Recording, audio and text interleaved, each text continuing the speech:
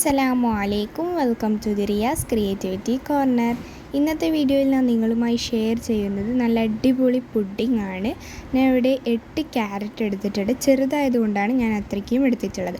അഥവാ അത് കുറച്ച് വലുതാണെങ്കിൽ നിങ്ങൾ 3ഓ 4ഓ എടുത്താൽ മതി.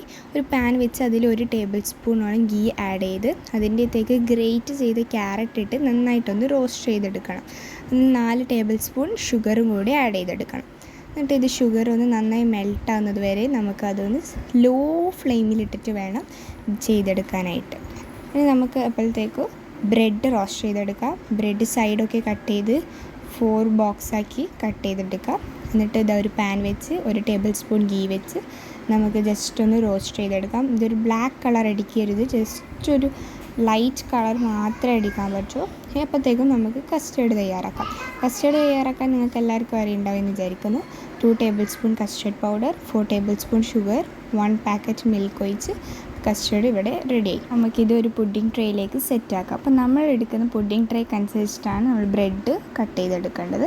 ഇനി നമുക്ക് ഫസ്റ്റ് ലെയറിൽ ബ്രെഡ് വെക്കാം. അതിൻ്റെ മേലെ ബ്രെഡ് ഒന്ന് മുങ്ങിയെടുക്കുന്ന രീതിയിൽ കസ്റ്റേർഡ് ഒഴിച്ചു കൊടുക്കാം.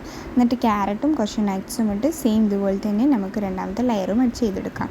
ഇനി നമുക്ക് ക്യാരറ്റ് കൊണ്ട് കുറച്ച് ഡെക്കറേഷൻ ചെയ്ത് കൊടുക്കാം. നിങ്ങൾക്ക് എന്തെങ്കിലും സിൽവർ ബോൾസൊക്കെ ഇട്ട് ഡെക്കറേഷൻ ചെയ്യണമെങ്കിൽ അങ്ങനെയും ചെയ്തെടുക്കാം. അപ്പോൾ എങ്ങനെ ഡെക്കറേറ്റ് ചെയ്താലും ഇത് കഴിക്കാൻ നല്ല ടേസ്റ്റാണ്. നമ്മൾ കട്ട് ചെയ്ത് ഒരു ബൗളിലേക്ക് സെർവ് ചെയ്ത് ഇതെൻ്റെ കൊച്ചു അനിയത്തിയാണിത്. അവൾക്ക് ടേസ്റ്റ് നോക്കാൻ കൊടുത്തിട്ടുണ്ട്. അപ്പോൾ അവൾക്ക് ഇങ്ങനത്തെ പുഡിങ്ങൊക്കെ ഭയങ്കര ഇഷ്ടമാണ്. അപ്പോൾ നിങ്ങൾ എന്തായാലും ട്രൈ ചെയ്ത് അഭിപ്രായം പറയണം. അടുത്ത വീഡിയോ കാണുന്നവർക്കും ബൈ ബൈ.